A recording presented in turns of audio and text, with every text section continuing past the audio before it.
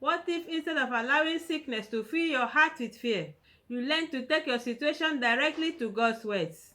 In the middle of pain, weakness, or a troubling medical report, you have powerful scriptures to take back to God in prayer.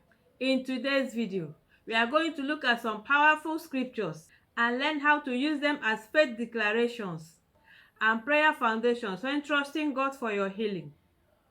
And this is welcoming you to our channel where we study the Word of God, making it simple for everyone to understand. It is God's desire for us as His children to be in health, and that at all times.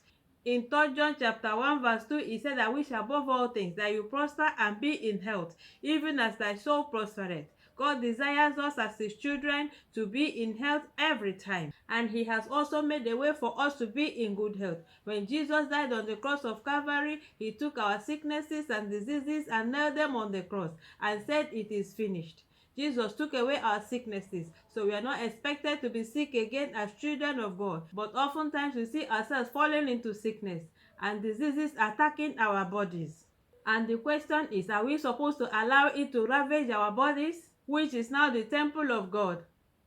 Our bodies are now the temple of God, of which sicknesses and diseases are not supposed to be a part of.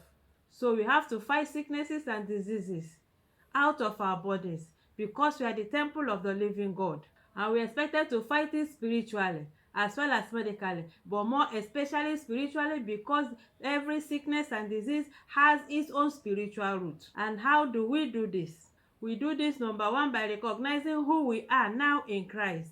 We have been translated from the kingdom of darkness, where there is sicknesses and diseases. We are no longer under Satan. Sicknesses and diseases, they have no right over us again. So we have to go with this consciousness of who we are. For us to be able to overcome sicknesses and diseases spiritually, we have to know our spiritual position. Our position in redemption and the authority we have now in Christ Jesus over sicknesses and diseases, and also exercise these authorities by rebuking them and standing against them. He said He has given us power to trample upon serpents and scorpions and every power of the enemy, and nothing shall by enemies hurt us. So we have to be conscious of our authority and use our authority to stand against every wicked power of the wicked one bringing sickness onto our bodies.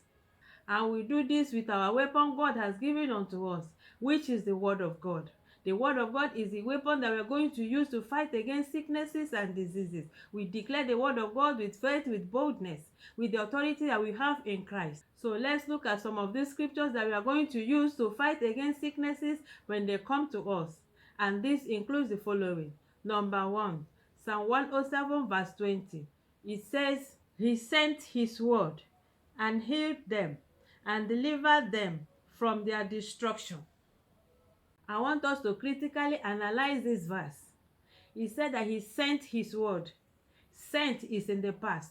God has already sent His word, which Jesus Christ represented when He came here on earth, and He healed them. We have already been healed. By the death of Jesus on the cross of Calvary, we have been healed. We said that Jesus took away our sicknesses and nailed them on the cross, meaning that our healing is guaranteed. Our victory and our healing over sickness and disease has been bought by the blood of Jesus on the cross of Calvary. We are already healed from every sickness and disease by the death of Jesus on the cross of Calvary. And the verse also said, "And deliver them from destruction." So any power, anything that wants to destroy your body, your spirit, your soul, we have been delivered from them. He said He sent His word and healed them and delivered them from every destruction. So when sicknesses and diseases come, all you need to do is to reassure yourself, remind yourself, use the word of God to go back to God in prayer, telling Him that He has already healed you. Tell your body, tell your system that you are already healed by the blood of Jesus, by the word of God, by the power that God has given unto you. You declare with faith that you are already healed. God has already sent His word. His word carry power. His word carry the truth. When sicknesses and diseases come, one of the battles that happen is in the mind. Fear begins to speak. What if it gets worse? What if I don't recover from this sickness? But God's word gives us something else to listen to. Instead of allowing fear to fill your mind, open the word of God and remind yourself of what God has written in His word. Remind yourself that you're already healed. The Bible said by the stripes of Jesus we were healed. God sent his word and delivered you from sickness, from disease, from every manipulation of the kingdom of darkness. You remind yourself of that with faith. That is how you're going to allow your healing to manifest. You don't go to God with doubt. You don't go to God with unbelief. You declare the word of God with faith and expectation in your heart. And God will answer you, because God will always honor his word. God said he watches over his words to perform it. So when sickness and disease come to you, you declare the word of God concerning your healing. And God will bring it to pass, because you're praying according to the will of God. So you don't allow sickness to silence your faith. And I want to make something clear. Standing on God's word does not mean pretending that the sickness is not there. If you have received a medical diagnosis, acknowledge it and keep trusting God for the physical manifestation of your healing. God's word is the final say, and Jesus is the great physician. There is no situation above him. There is no sickness above him. And moreover, he has already healed us by his stripes. Let your faith arise. Faith is not pretending that the problem is not there. It is bringing the problem to God and refusing that the problem is bigger than God. It believes the capacity of God to deal with any contrary situation. In Isaiah chapter 43 verse 13, it said, "Yea, before the day was, I am he, and there is none that can deliver out of my hand. I will walk, and who shall let it?" God is the Almighty. He is the all-powerful. There is none that can deliver out of his hand, and no situation is impossible with him. So faith makes you to believe the capacity of God to deal with any contrary situation. So if you are currently dealing with any sickness in your body right now, you can say, "Lord, this is what I am experiencing, but I choose to trust you in the middle of it." And you can turn this verse into prayer. Father, you sent your word and your word has healed me. I receive your words today. Let your word strengthen my heart. Give me peace and guide me through this situation. I trust you for my healing and restoration in Jesus' name. Notice that you are not trying to command God, but turning unto him in faith, trusting his character. Number 2, Romans chapter 8 verse 11. It says, "But if the spirit of him that raised up Christ from the dead dwell in you, he that raised up Christ from the dead shall also quicken your mortal body by his spirit that dwelleth in you." Apostle Paul explains that if the spirit of God that raised up Christ from the dead dwells in you, that is the Holy Spirit is talking about here. And the Bible has given us the assurance that we are the temple of the living God. Once you have given your life to Christ, you are now bought with a price. Your body is no more your own. The Holy Spirit now lives in you. You are the temple of the living God. So he said, if that same spirit, the Holy Spirit, lives in you, that he will also quicken your mortal body. Think about the significance of that. The resurrection of Jesus Christ is the very center of our Christian faith. Jesus was dead, but God raised him through the Holy Spirit.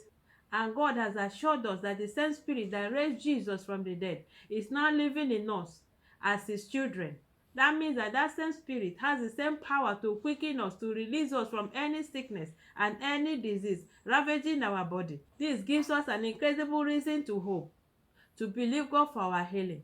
So when your body feels weak, you can remember that God is the source of life, and the Holy Spirit is now in you. When exhausted, you can pray, "Holy Spirit, strengthen and quicken my mortal body."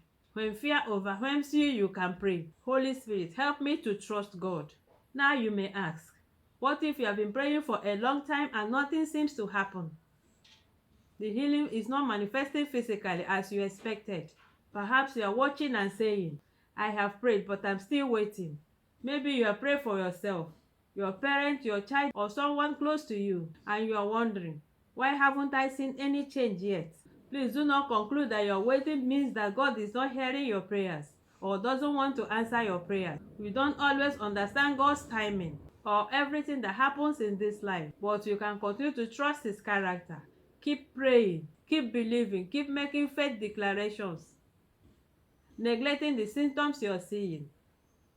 Hold on to the word of God and receiving appropriate medical care. Do not allow disappointment to separate you from God. Your faith is not based on how quickly you receive answers. It is based on who God is. These are the things you need to do while waiting for your healing to manifest. Number 1, you feed your faith with the word of God, because the Bible said that faith comes by hearing, and hearing the word of God. Do not spend every moment focusing on the problem, but rather create time to feed on the word. That will boost your faith. Meditate on God's promises. And if you have not yet done so, I want you to subscribe to this channel. Put on the notification bell. Also like this video so that you spread to a greater number of people on this platform. God bless you. Number 2, you pray honestly. You do not pretend when you pray.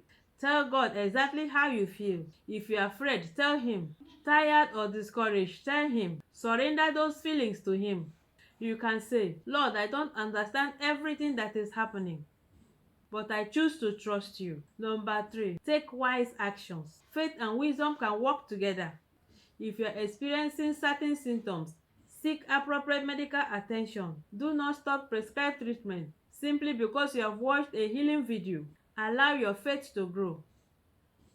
Number 4, avoid sin. When you are looking forward to receiving something from God, you always avoid sin, because sin is a hindrance to God answering your prayers. Sin is an iniquity before God, and his eyes are too holy to behold iniquity. David says in the Psalms, if I regard iniquity in my heart, the Lord will not hear me. So sin is an hindrance to God answering your prayers. Avoid everything that will hinder you from receiving your answers from God, especially sin, unforgiveness, bitterness. In Isaiah chapter 59 verses 1 and 2, it said, behold, the Lord's hands is not shortened, that it cannot save, neither his ear heavy, that it cannot hear. But your iniquities have separated between you and your God, and your sins have hid his face from you, that he will not hear you. Sin is an hindrance to prayer. It's an hindrance to healing. It's an hindrance for you to receive anything from God. So if you're looking forward to receiving from God, you should avoid sin. Number 5, continuous praise to God. In 1 Thessalonians chapter 5 verse 18, he said that in everything we should give thanks unto God, for this is the will of God in Christ Jesus concerning us. So we are expected to give thanks unto God while we are hoping and believing God and trusting him for the physical manifestation of our healing. We keep on thanking him. We keep on glorifying his name for the things he have done for us, for all the good things he has been doing in our lives. We continuously thank him while in anticipation of the expected answer. My friend, when sickness attack, always remember that God has already sent his word and healed you. Jesus paid the price on the cross of Calvary when he died and said it is finished. So you declare who you are. You do not allow fear and symptoms to overwhelm you. Continue to praise God and expect your physical manifestation. And I know that God will come through for you at the due time. I want us to pray this prayer together. Father, in the name of Jesus, I pray for everyone watching this video right now who is dealing with sicknesses, weakness or pain, or a troubling medical situation. Your word said in Psalm 107 verse 20, he sent his word and healed them and delivered them from their destruction. Let your word bring hope, strength, peace, and encouragement to them. Where there is fear, bring peace. Give them wisdom concerning every medical decision. Let the Holy Spirit strengthen your people. Help them, Lord, not to lose hope. Let that which cannot be repaired be replaced by your power. Restore any damaged part of their body. In Jesus' name, amen. And if you are blessed by this message, I want you to also share it to those that need it. And we have come to the end of today's Bible study. And until we come your way again in our next upload, I want to say God bless you.